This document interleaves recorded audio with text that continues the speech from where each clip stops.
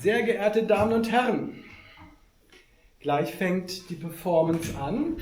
Doreen Maloney hat den langen Weg gemacht von Kentucky, Missouri, um am Festival 48 Stunden Neukölln teilzunehmen.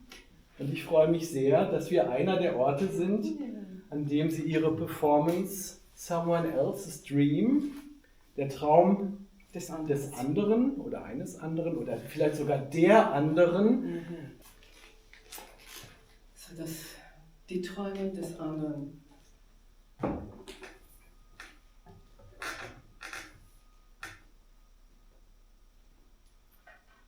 As you drift off to sleep, you feel a woman's hand as she touches your hair. And she whispers to you in the softest voice possible. The score was ridiculous. The ref was blind. She's talking to you about football scores, soccer scores, that your sister was yelling about earlier that day. How does she know about the game?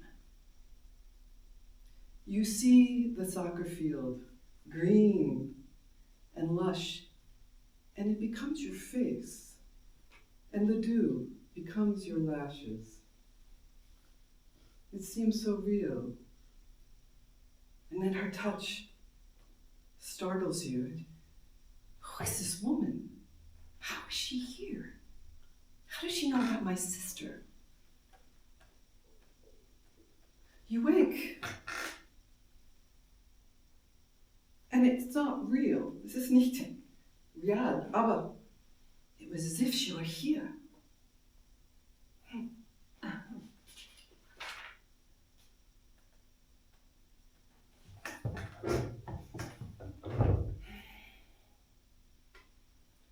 I wake up in a closet, cramped and dark, with stairs that rise out of it. It's leading up to a large house. Maybe it's a queen's house. Vielleicht ein Königinshaus, ein Schloss. Or maybe it's my Nachbar's house, my neighbor's house. And I know it well. Ich kenne es. And I find myself back in the pink bedroom. It's velvet, round, very pink. I've been here many times before. There's a white rail, a balustrade. I always look in from that place. Am I supposed to reach here? Is this my goal? I don't know, but I love it. The house is very large, very familiar. But then suddenly I'm back in the closet. I'm back in the dark, down the stairs, and gone.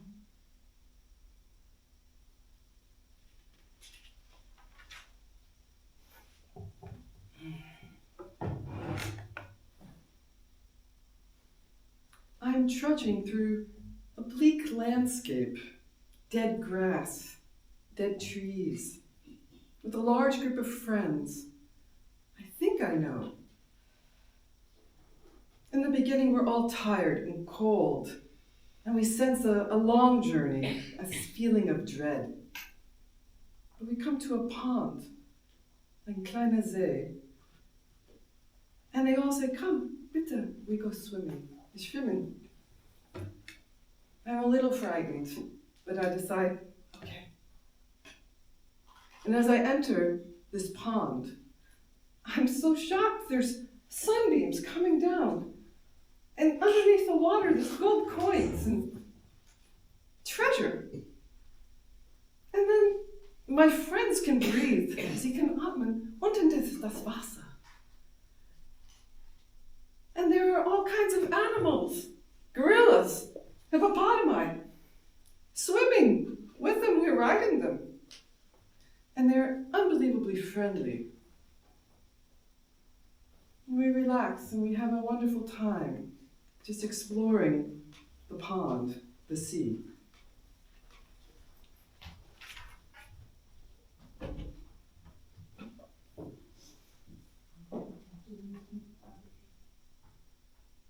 I am standing at the bottom of the path to my house. I'm waving my friends goodbye. We've just had a really nice time. But the night is dark, and there are no stars. But then suddenly, there's someone behind me, and there's a light on in my house. I have a small house. It's just a small kitchen, 2 bedrooms, small washroom. How are people in my living room? I run to the mill house, stairs 2 at a time. What are you doing here? They ignore me. They are redecorating my house. Carpets, paintings, ornaments. Who are these people? Then suddenly I see a light in the bedroom and a staircase winding down. And I hear music, the most exquisite music, and it pulls me. And I feel like I have to go. There's something pulling me down. And in the basement, there's all of these rooms and more people, and they're lavish decorations. And suddenly I'm back upstairs. And there's a door and a golden light. And people are unrolling a carpet. And I can't believe that how is this my house? How is this my home? And I marvel at the beauty. I marvel at the beauty.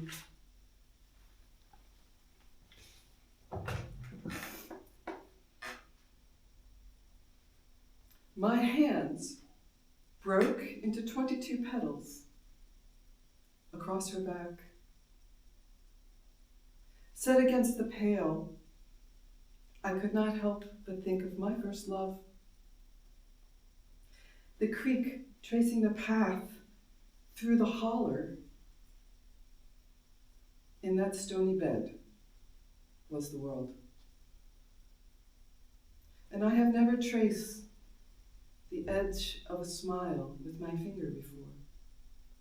But I know that's where the creek starts, beneath the mountain.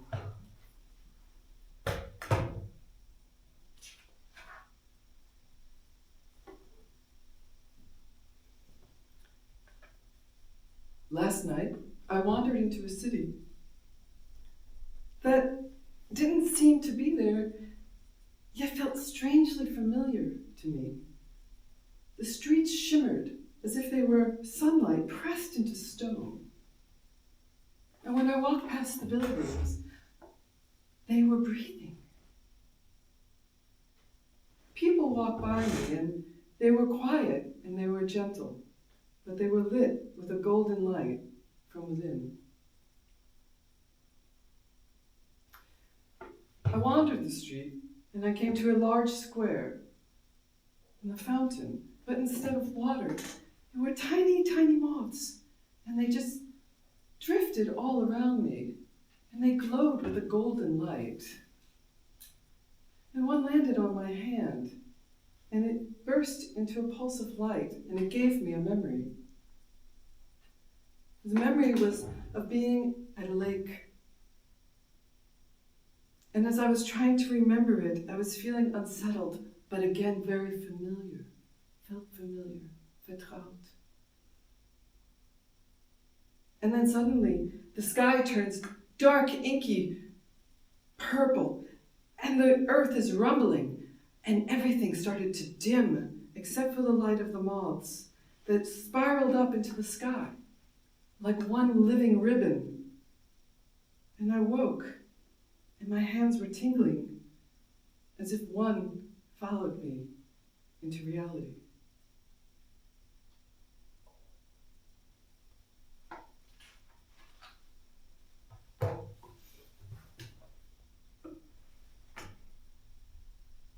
I was about to be late to a cruise. I was working in the hospital, in the radiation room, and my colleague said, "You better get going." So my mom picked me up and we drove to the airport. And on our way, we had 2 car crashes, and the airplane smashed on the runway. We didn't care. We were early, so we decided to go get dinner. And Grandma came along, even though she died 4 months ago, but we were all there. Aunt Pamela, Aunt Becky, and Aunt Cindy decided to join us. And we were listening to the radio and do-si-do dancing, country style. And then Grandma said, let's go to the Flohmarkt. Let's go to the flea market. And we're walking around the flea market. And she said, I have something to show you. Let's go outside. And we go outside, and there's all these eagles, and they are flying in the sky. And she said, I performed that for you.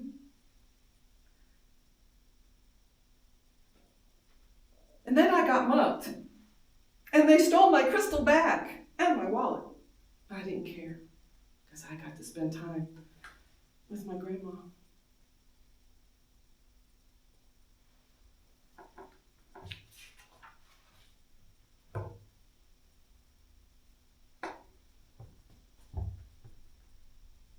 Therapeutic dose. You had to go away to cry, and you didn't want any of us to come with you. I felt like a terrible friend because I let you go. I kind of agreed with your logic. And we were at a lake, an ocean lake, with meat rocks, Fleischstein, red, marbled, hunks of meat. They were beautiful. I could have looked at them all day. And then there was a tree making a perfect frame by the lake with you on one side and me on the other. I watched your trek. You came as a speck and filled the whole frame. You wanted to enter my world, which is nonsensically beautiful, and yours, which is incomprehensibly melancholy. And you came.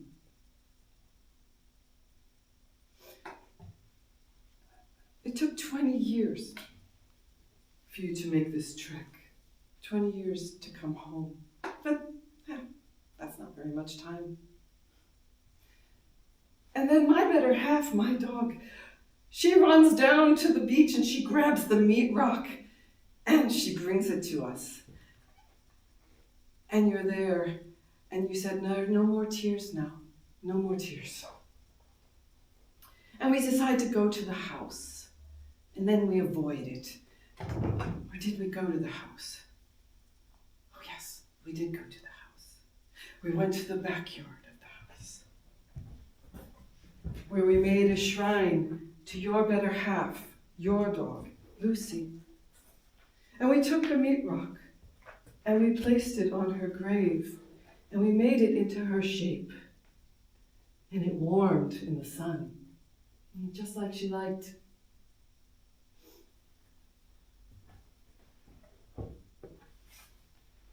Your house was like a film set. Neutral, harsh lighting, ripe for expression.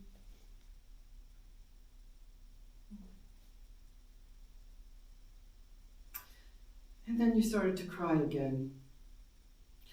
This time I was a better friend. I had more bravery. I watched you despair. I saw you wail. I saw you whine. And you said to me, I don't think anything's ever going to be okay. And I said, I have this indescribable sense that there is nothing other than okay. And then you were by the lake, by the frame. You were on the other side. And the meat rocks were submerged.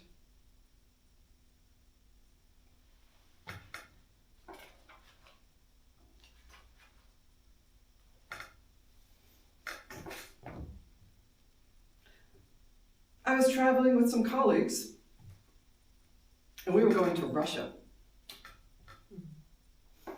But you can only get to Russia via submarine. So we crawled into the submarine, The walls were oxidized copper and the glass was orange. And outside you could see all kinds of sea life and vegetation. When we got to Russia, we had to push through this fleshy corridor. And I was shocked and horrified to realize in Russia, everything's made out of skin. It's as if machines were made only from biology. And then we were taken to a neighborhood and all the walls of the houses were made out of skin, green, peach, yellow. Everyone I was with thought it was completely normal. Then we had to transfer to another car, and I was like, I don't really want to be in this thing's stomach. So I threw a fit, and they put me in prison. And it was alive. I could feel the walls breathing.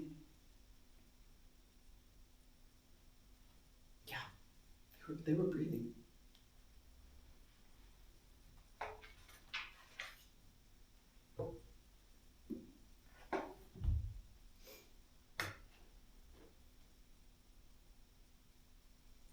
I held in my hand a glowing red triangle in this dream.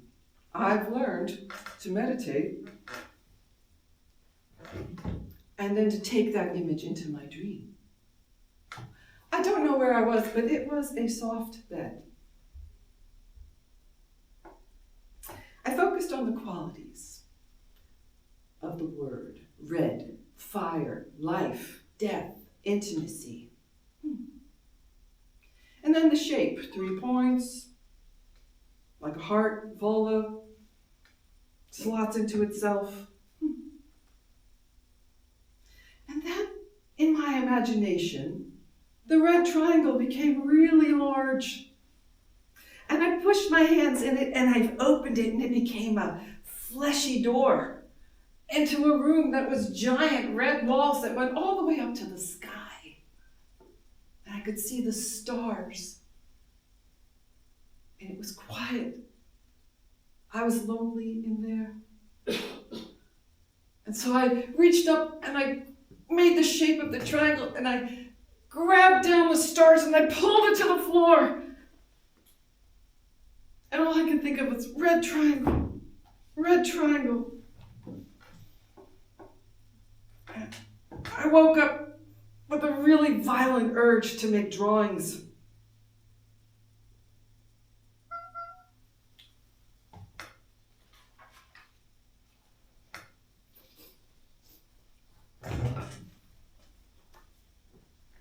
On a film set that is also a hospital, Orson Welles is in a complicated device, a wheelchair. I rub bombs on his sores between takes. He calls it hospital acting. The scenarios with the actors are all scripted. The drama, none of it is spontaneous. The behind-the-scenes POV, the doctors, the monitors, all artifice. In the hospital, there is no distinction.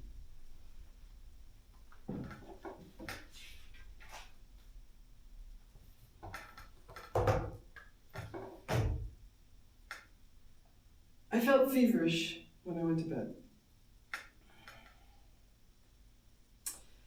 And when I closed my eyes, I could feel myself sort of come unglued from myself, kind of like the flesh of a walnut in its shell, loosening up. And then I floated above, and I had a different point of view. It was me, as much as I could associate with it.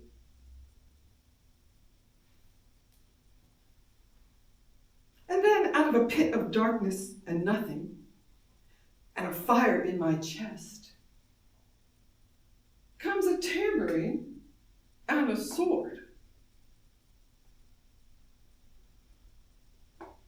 Was that really a tambourine and a sword? Yeah, a tambourine and a sword. But there was no sound. then there was a long staircase up into a room with golden light. And I saw my other self walk up the stairs slowly, rattling the tambourine, raising the sword. And then it was chanting some sound. Ah! It was chanting some sound, and didn't know what it was. And then the sword comes up and it's chanting a different sound. And then the tambourine falls on the floor and the sword goes right through it. And I'm watching this, and then I see the ghost self come down to the floor, turns into a salamander. It's red. And the tambourine becomes a bronze chalice. The salamander goes into the chalice and it bursts into flames.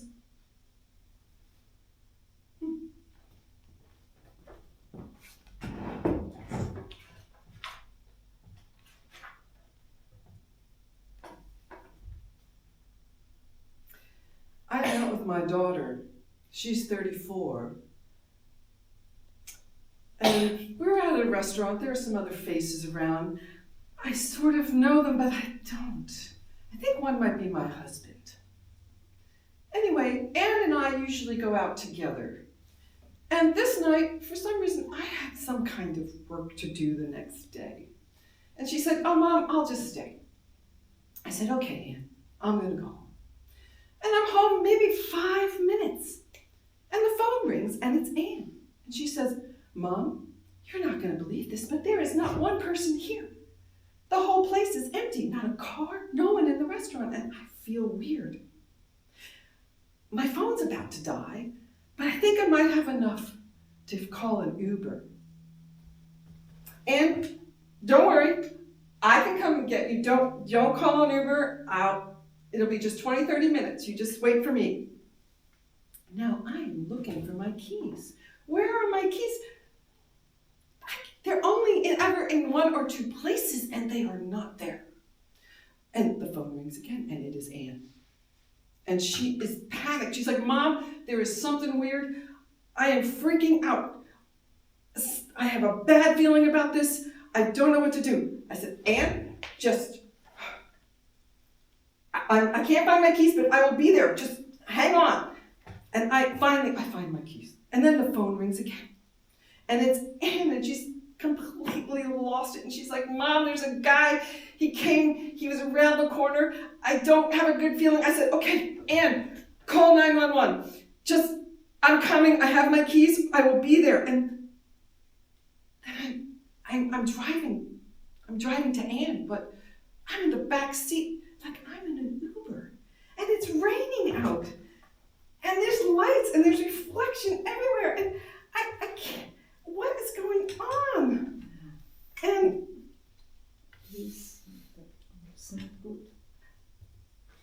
then I get there. And I see, and Anne calls again. And Anne says, "Mommy, don't worry. It's all fine. I'm good. I don't want you to have a wreck. I am completely okay." I said, "Okay, I love you." She said, "I love you too, Mom." And then, as I get there, I see police and cars and tape. And then there's Anne in a body bag. And I scream, "What is going on? That is my daughter. Why is she in a body bag?" And the coroner was there and he said, "Ma'am, we were here 15 minutes ago. She was already dead."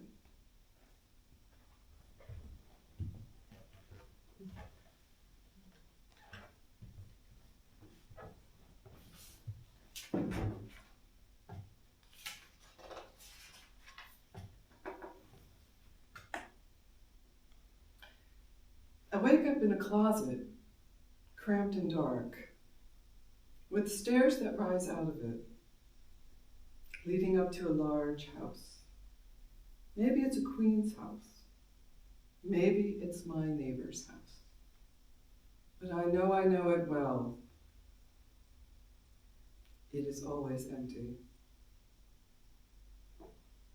And then I'm back in the room, back in the closet, going down the stairs. into the dark and gone.